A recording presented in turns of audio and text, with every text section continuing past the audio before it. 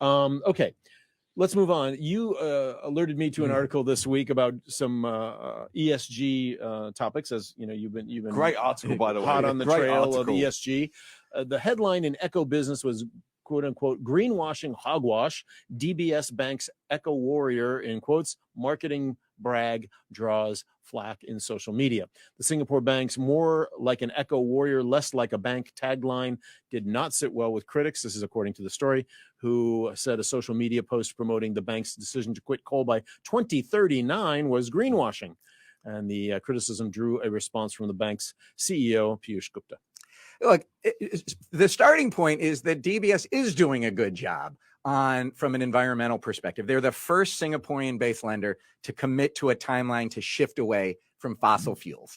They have net zero commitments, and they've joined the UN's net zero banking alliance. They are doing good things on the economy. But to say that they are more like an eco-warrior and less like a bank is ridiculous. They are not more like an eco-warrior and less like a bank. And that's one of their new taglines. They are a bank. They are a bank that is trying to do a good job on becoming more environmentally sustainable. They are a bank that is taking that debate about, well, when you transition away from coal and other fossil fuels, you have an impact on people's lives because there are people who depend on this for their electricity, for their cooking, their heating, their aircon, whatever it may be, their businesses. And so we have to be careful as we do this energy transition. But don't say you're less like a bank and more like an eco-warrior. It's just, and so I find this to be an own goal. And I do think DBS is going to have to change that tagline. Well, you're not alone. I mean, reading that article, Sue Yap, a climate investor and former economist with the Monetary Authority of Singapore, said, in regards to those comments, "I hope this was the work of an ignorant, errant speechwriter and social media officer rather than the true opinions held by the DBS leadership." It just does read like a real PR own goal here, doesn't it? Because whatever noble intentions you have, and I agree with your point completely, you know, they're the first of their kind to do it in the industry. They're trying to lead the way on green initiatives, but Greta Thunberg, they are not. I mean, they're a bank. They're a bank. They're a very good bank. Yeah. They're a sustainable bank, but they are a bank. And although I'll tell you, Neil, there's one thing, and Glenn too, that jumped out in this article as I read it the second time.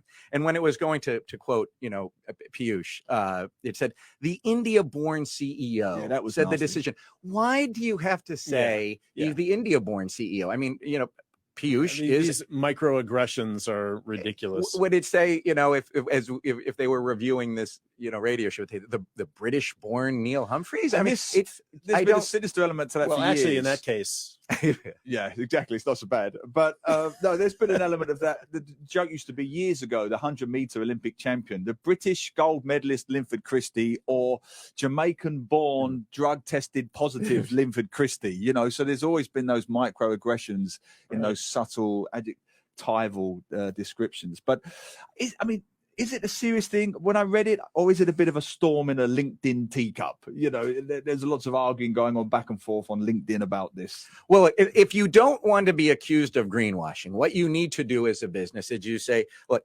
here are the ways we have a negative impact on the environment. We have a negative impact on the environment if you're a bank, through your data centers, and how much greenhouse gases are being emitted in terms of the operation of those data centers.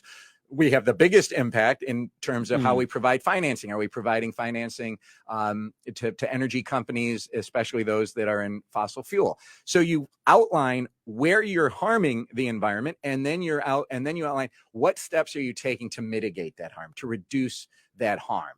Where are you making improvements? So you could be reducing the harm by phasing out coal, and you could be making improvements by financing solar, wind, maybe supporting, you know, green hydrogen, blue hydrogen, carbon capture and storage, all of these other ways you can be advancing it, but you have to be talking about how you're trying to do both. And what DBS is doing here is saying they are acting more like an eco-warrior is greenwashing, because it's trying to wash away the harm that it is causing.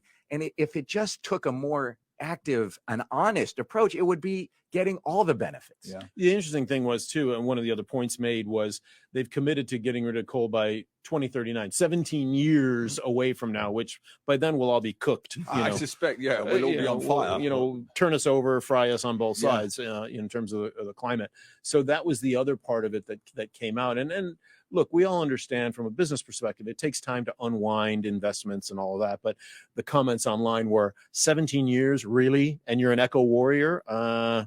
Seems more like this is a tough debate. Now, again, the DBS said they're going to stop financing customers that derive more than half of their revenue from coal by 2026, and then completely stop coal lending by 2039. So they are trying to hasten it a bit. But again, as we're in this energy transition, there are always trade-offs. And when you talk about ESG, if you're increasing your sustainability from an E perspective, you're usually having a negative impact in the S perspective, right? So you reduce the amount of electricity generated by coal, but that has an impact on people's livelihoods. It may have an impact on their jobs, on their ability to find. So you have all of these trade-offs when you have in this energy transition. Of course. DBS is thinking through all those things, and they're doing such a good job, yet they lose it by this type of greenwashing. As I said, nobody disputes that. It's just the term eco warrior. It's such a vivid, emotive term to use and to try to promote yourself as